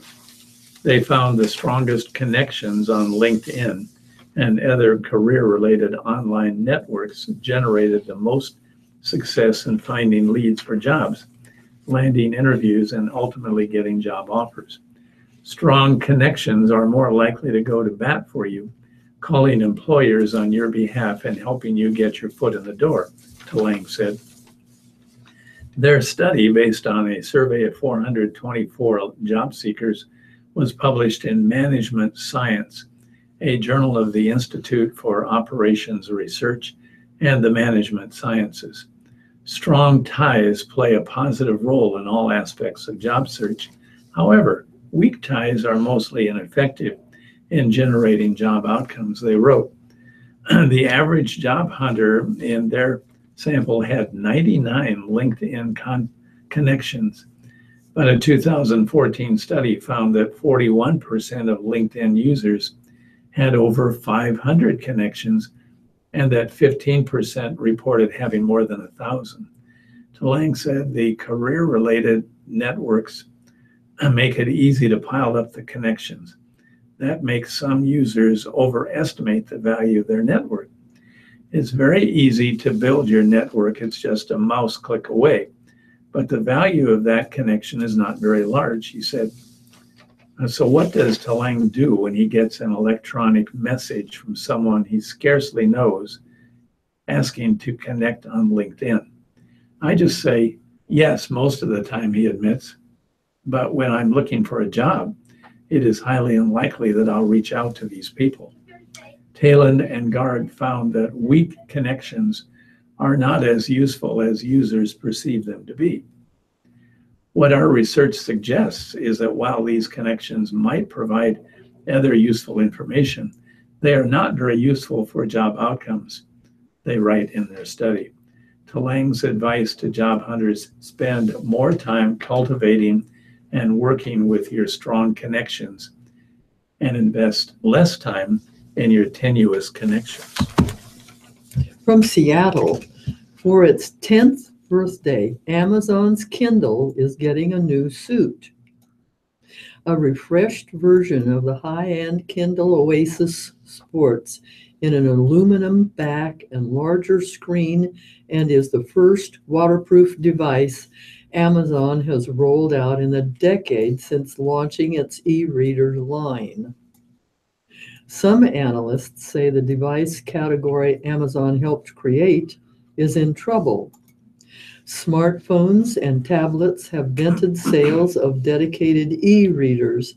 Amazon has tried its hand at both, finding more success with Fire-branded tablets than the discontinued Fire phone. Yet the Seattle company continues to plug away on devices with black and white screens designed to do one thing well: display text that's as easy on the eyes as technology allows. There aren't many single-purpose devices left, said Arthur Van Rest, a general manager on the Kindle team. E-readers endure, he said, in part because they don't come with the distraction of other devices where email or web browsing are more readily available. Amazon doesn't disclose unit sales. Van Rest said Kindle sales were higher this year than in 2016. though he didn't specify whether he was talking about unit totals or revenue. In addition to its new casing, the Kindle Oasis has a larger 7-inch screen and faster page turning, 20% quicker than the previous model, Amazon says. Reviewers knock on the original Oasis model, unveiled last year, was its relatively high price. At $290, it costs $90 more than the next most expensive Kindle, and was pricier than entry-level tablets aimed at multitasking and media consumption. Amazon knocked the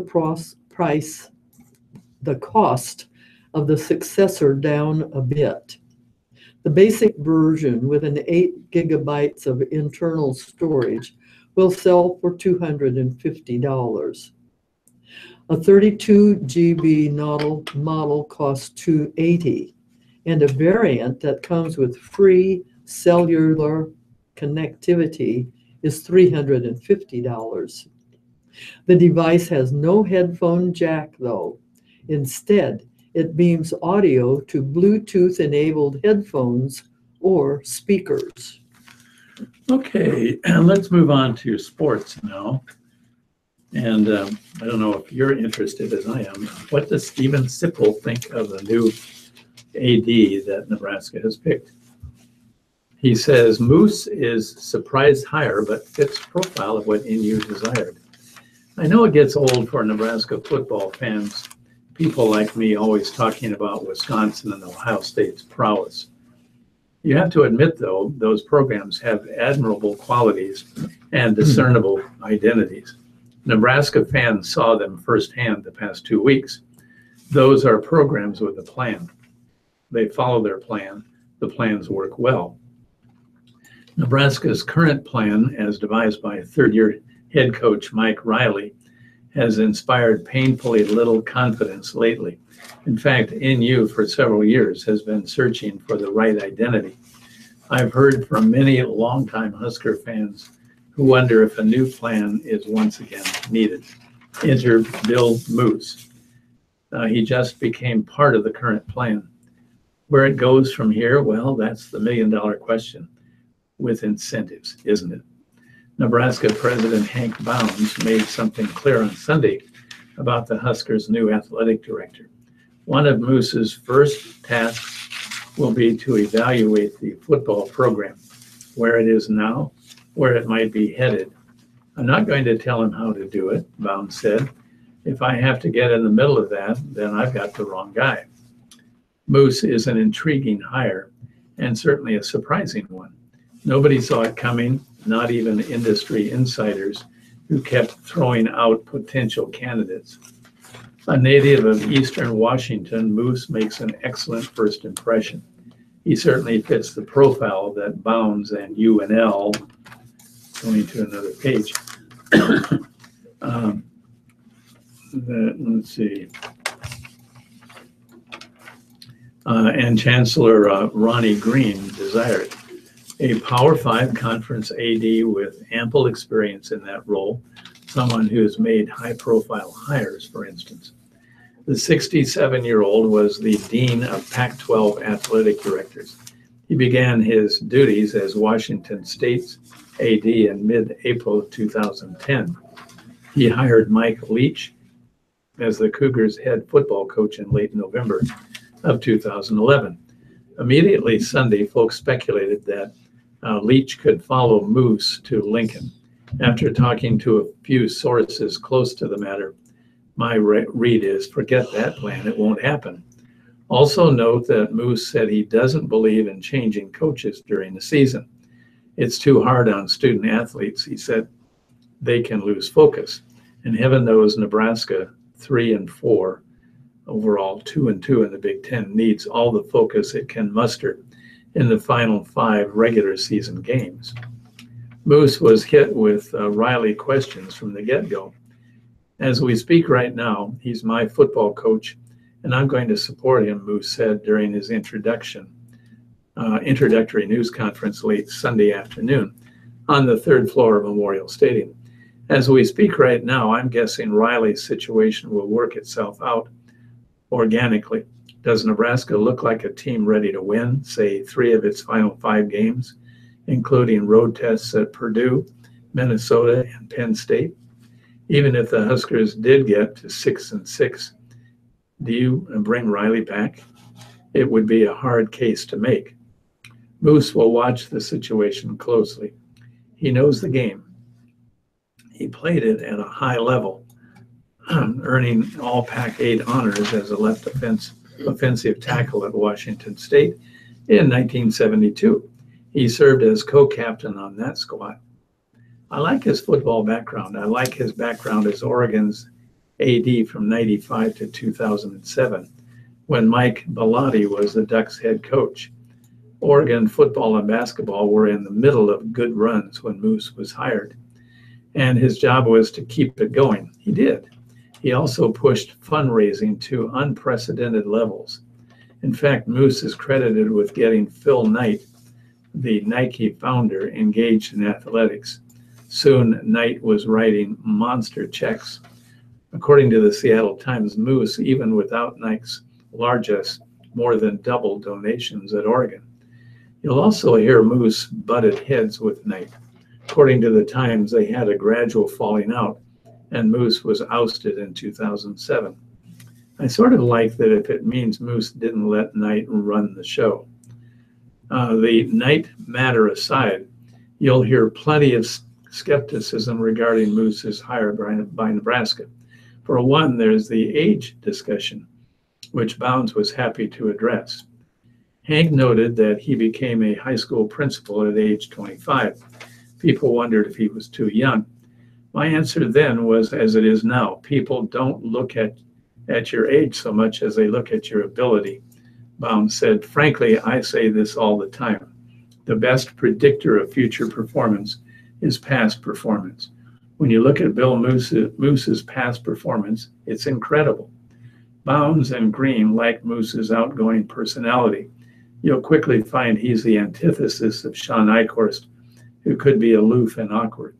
Husker athletics is the front door to the university, and the athletic director manages that front door, Bounds said.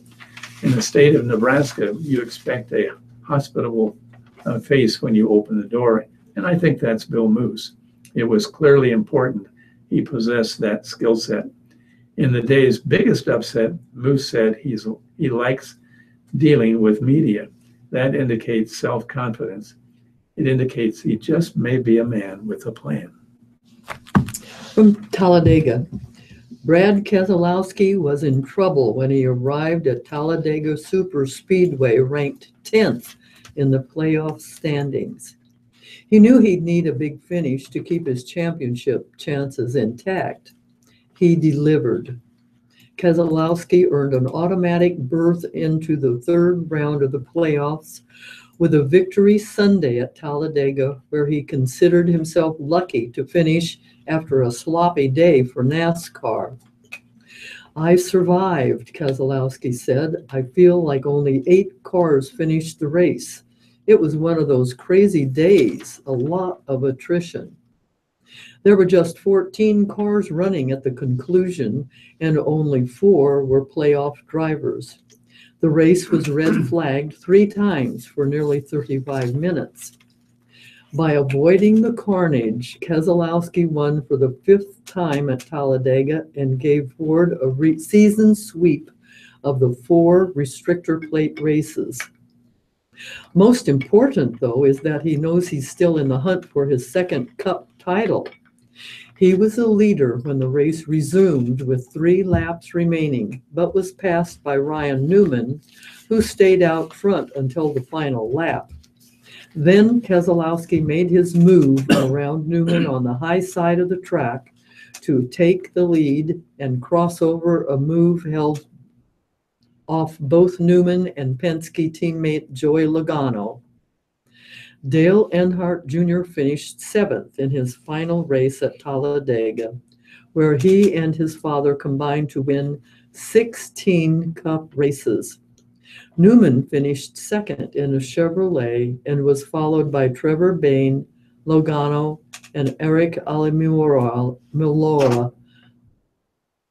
playoff drivers. And a little bit about tennis.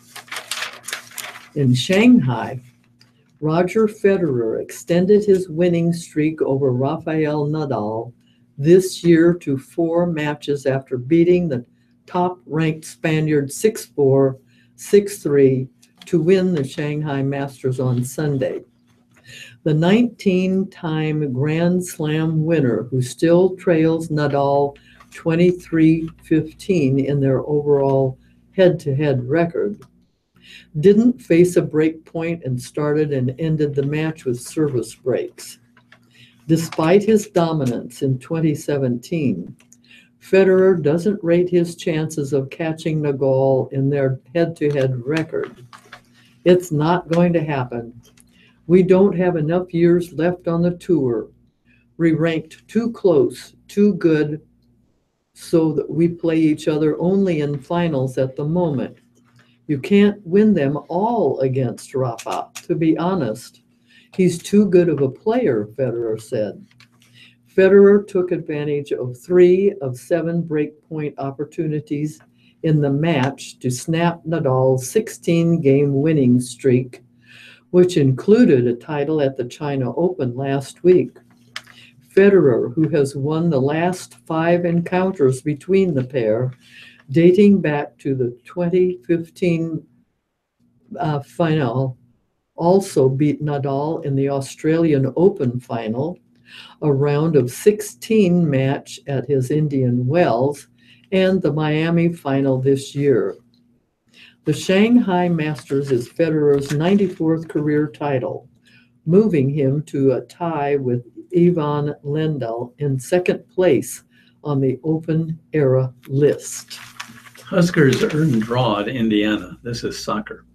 The Nebraska soccer team couldn't quite hold on an early lead Sunday against Indiana as the Huskers and Hoosiers battled to a 1-1 tie after 2 overtimes in Bloomington, Indiana.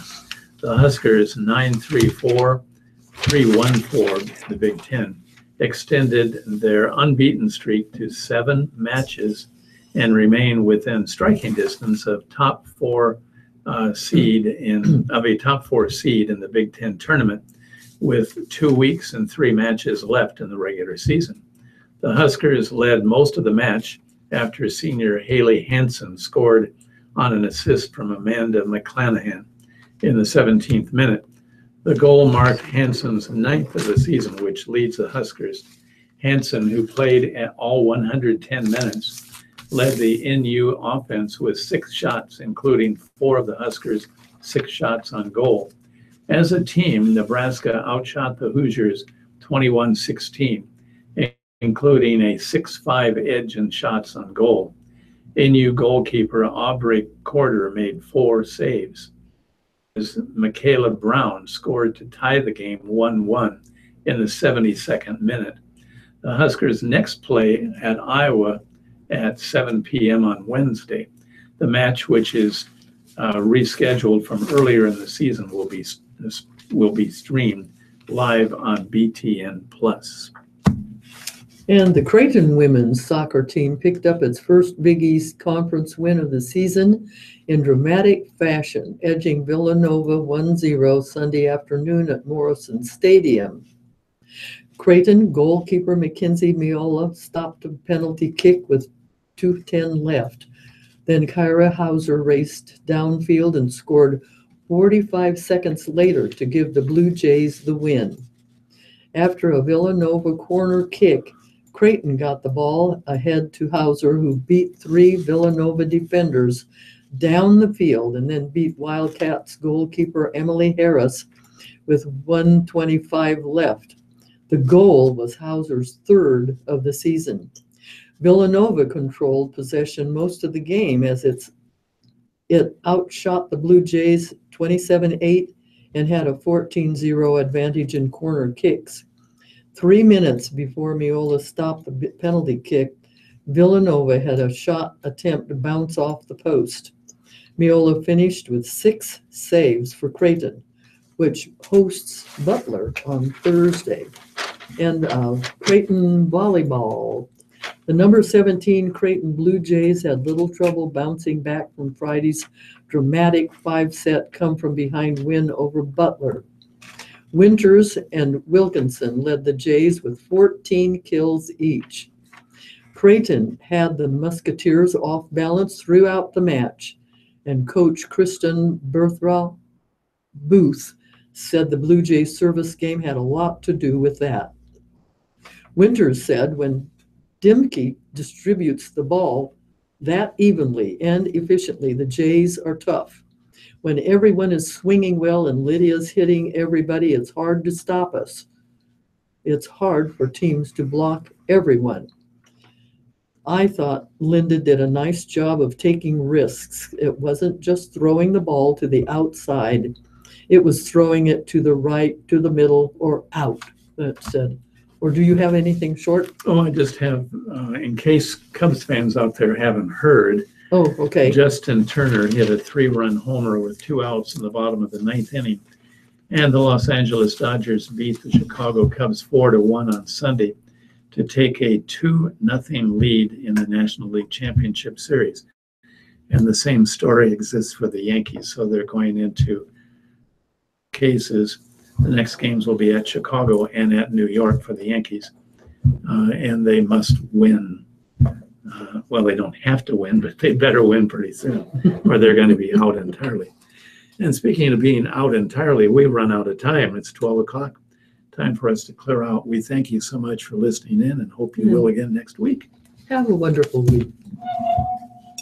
And thank you very much to Laura Beth Barr and Mike Garrity, our Monday stars for the live reading of the Lincoln Journal-Star and the Omaha World Herald. You are tuned to Nebraska, to Radio Talking Book, proudly serving the blind and visually impaired community of Nebraska for over 43 years.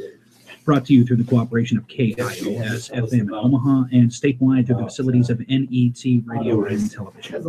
And it is 12 noon, so once again, it is time for the department store ads. I don't understand how anyone can be fascinated by that, going around in a circle. It's Rick, Ray's son, always has it on. Oh, really? It's all day thing. And when you go in their house, the races are there. I didn't know they were on. Indoctrinated. So see you next week. Okay, I hope so. Yes. Take care. Bye now.